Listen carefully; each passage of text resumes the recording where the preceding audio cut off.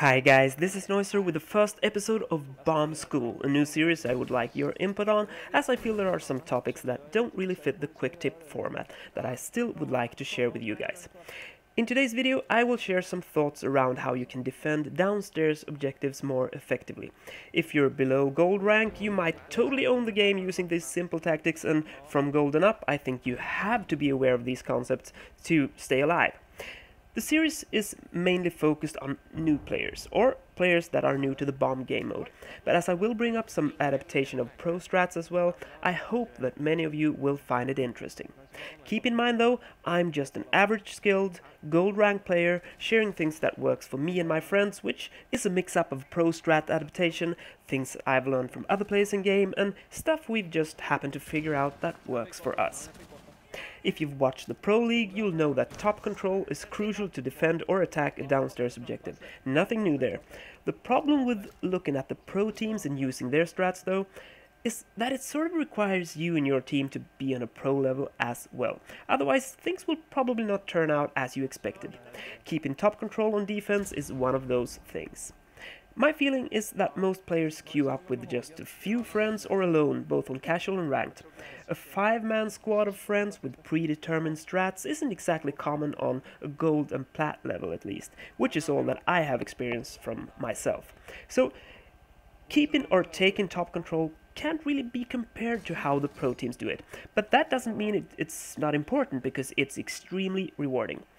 If you're a squad of 5 with great communication, you can really invest some resources reinforcing the top floor, holding angles for each other, perhaps having a roamer nearby that can push in if needed and so forth. But that's really only needed on a higher level. When you're alone and no one else seems to take care of the top control, it's a whole other thing. In these cases, I often find it best to make sure I'm not spotted going upstairs and that I have a plan for a quick escape if I'm overrun. And I will try to not make it too obvious for the attackers that I'm actually defending or using this spot. If you don't already have a lot of experience about this, you will be surprised of how many don't actually expect you to engage them from above. I've got a ridiculous amount of free kills because of this, and even use it in ranked with great success, although that's against golds and plats.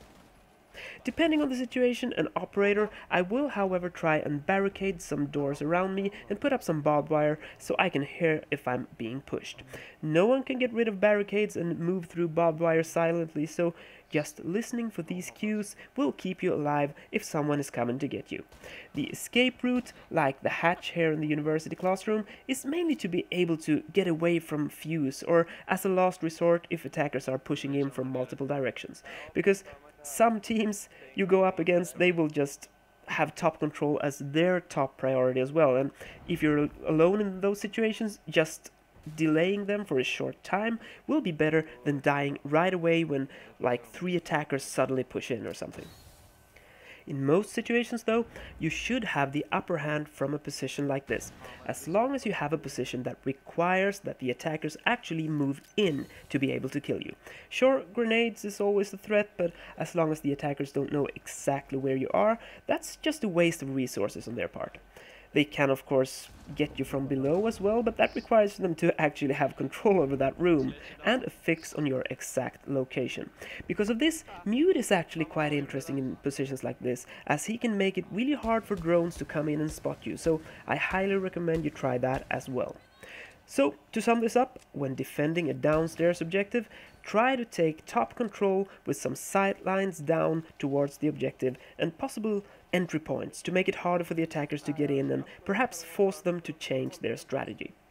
There are a lot of maps and objectives where this works great, so if you have ideas that you think are awesome or suggestions for maps where you would like new ideas, please leave a comment below. So that's all for this one. Give me a thumbs up or down so I get to know what you think about this video. If you're not already a subscriber, push that subscribe button and the bell icon next to it to get notified when I post. I'll be back soon again, and until then, I will keep being Noiser. Hej då!